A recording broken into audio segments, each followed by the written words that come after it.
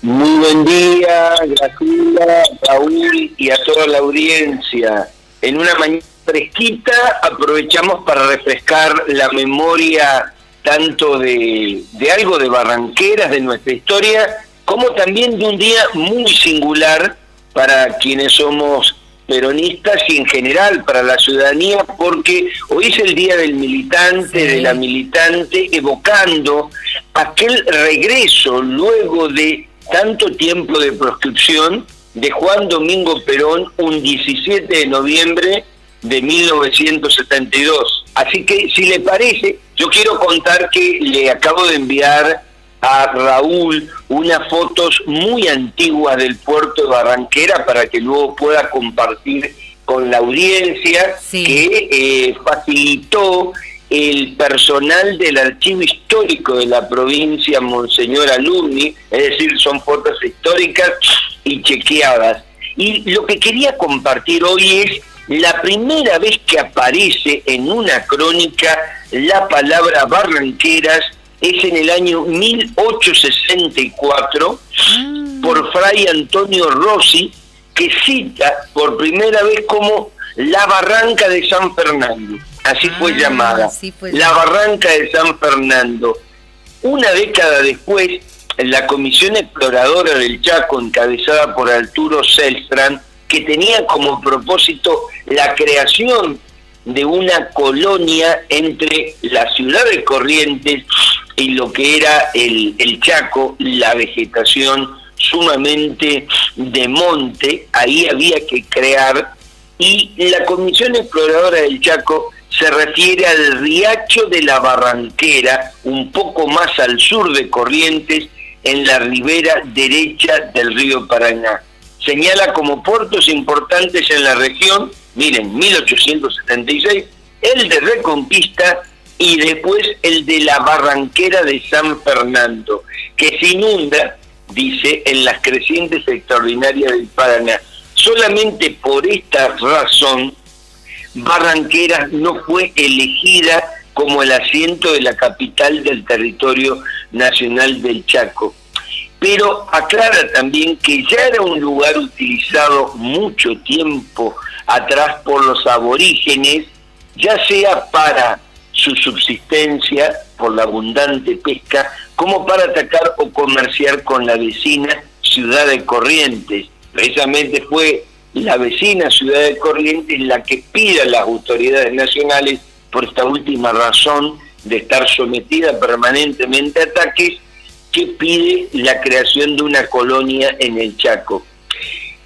Hacia finales del siglo XIX y del siglo XX empieza a cobrar más fuerza la actividad en el puerto, sobre todo ya a principios del siglo XX con la instalación primero del ferrocarril rural, luego del ferrocarril francés de Santa Fe y el ferrocarril de Barranqueras al oeste, que permitieron la interconexión. ¿Sí? Como escuchan, Barranqueras llegó a tener tres ramales ferroviarios que pasaban por su lugar. Y en la década del 30, entre la década del 30 y la década del 40, en todas las referencias de lo fluvial aparece el puerto de Barranqueras como el tercero en importancia, luego del de Buenos Aires, dice Rosario, Santa Fe y Barranqueras. Una cosa para compartir también, las fotos que le envié a Raúl están extraídas de una gran revista que tuvo el Chaco que se llamó Estampa Chaqueña, es de 1934, todo ese conjunto de fotos se llama Notas Portuarias y es gentileza de Fotografía Boschetti, que fue la gran casa de fotografías, te diría que fue la primera que hubo en el Chaco. Y una reflexión sobre lo que pueden comparar. ¿Por qué era tan importante el puerto? Primero porque permitía, al tener tres ramales ferroviarios, ¿por qué existía eso?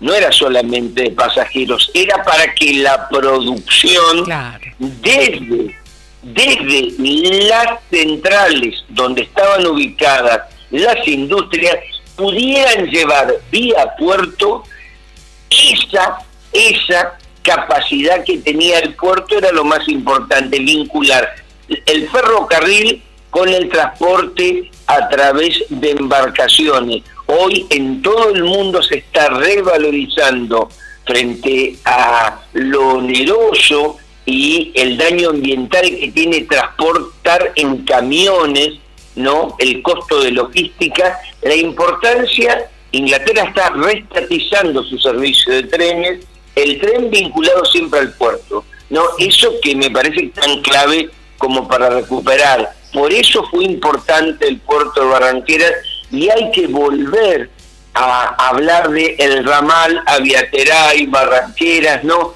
Pero extender esa situación, entender esa situación para poder ver por qué un puerto fue importante y por qué puede volver a hacerlo, ¿no? Ahora sí, cambiamos de tema. 17 de noviembre se celebra el Día de la Militancia Peronista en conmemoración al regreso de Juan Domingo Perón a la Argentina tras el exilio obligado por el golpe de Estado de septiembre de 1955. 17 años de proscripción. Hay que recordar también a la audiencia que un 5 de marzo de 1956, el presidente de facto, el dictador Aramburu, sacaba un decreto 4161 que no solamente prohibía hablar, así como les digo, de Perón y de Evita, cantar la marcha peronista, sino también la utilización de todos los símbolos partidarios y la ilegalización del Partido Justicialista, de cualquier expresión peronista, peronismo, y también de la actividad sindical.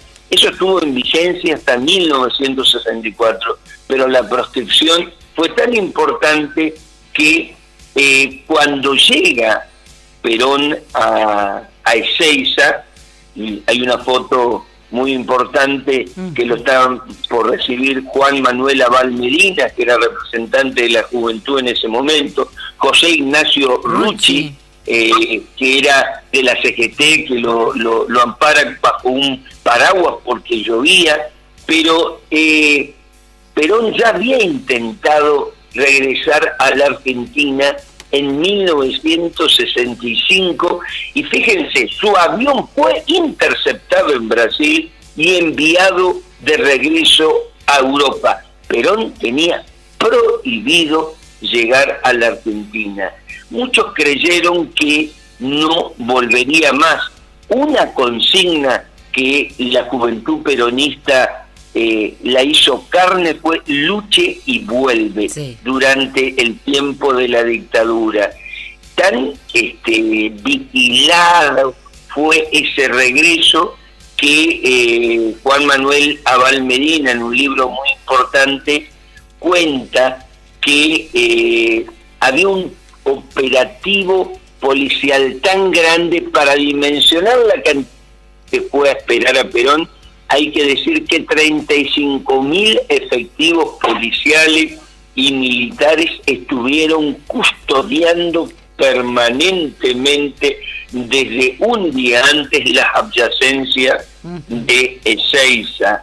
Una multitud de personas de todas las edades se movilizó bajo la lluvia hacia el aeropuerto de Ezeiza a darle la bienvenida al líder popular.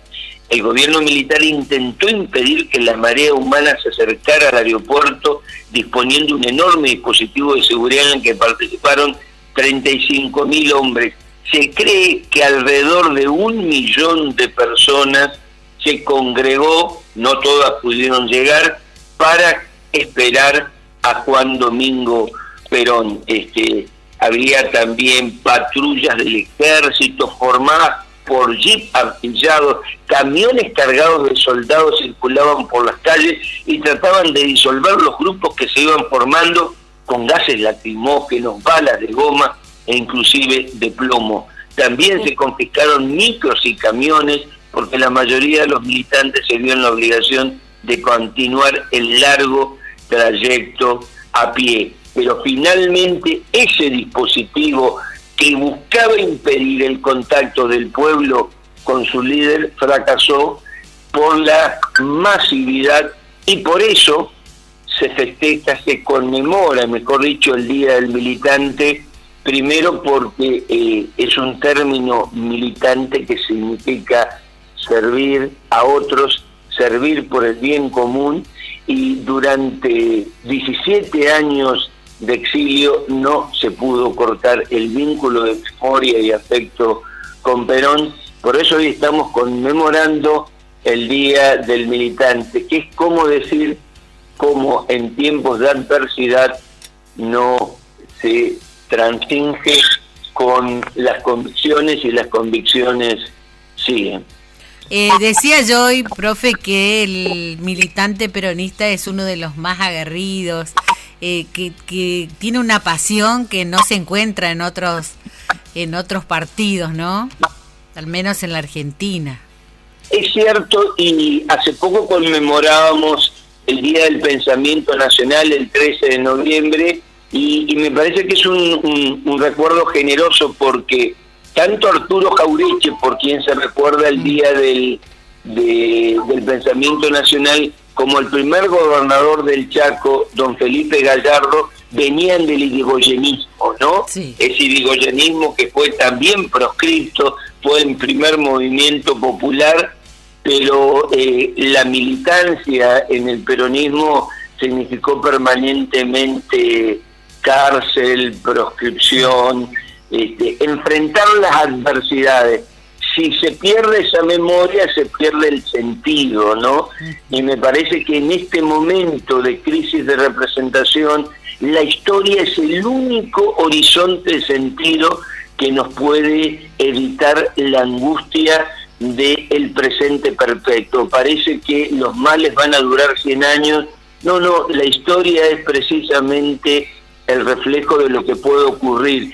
Como que en Nueva York, salvando las diferencias, en medio de un gobierno de Estados Unidos que odia al inmigrante y que fomenta el odio a lo diferente, precisamente un hijo de inmigrante musulmán sea elegido por el pueblo de Nueva York. O en Ecuador, donde parece que todo es dolarización, sí, fue rechazado por el 61% una reforma constitucional que, entre otras cosas, permitía que se derogue un gran logro ecuatoriano, que los recursos naturales sean concebidos como sujetos de derechos, precisamente porque se buscaba el extractivismo. Rememorar significa volver a pasar por el corazón, y en el caso de aquellos que no lo sabían, significa entender que en la historia están los secretos del pasado y también las claves para entender qué futuro podemos construir. Qué buena definición de la historia. Como siempre, te agradecemos el contacto y esto de rememorar la historia, realmente buenísimo. Un gusto escucharte, profesor. Gracias. Igualmente para mí. Que tengan muy buena semana.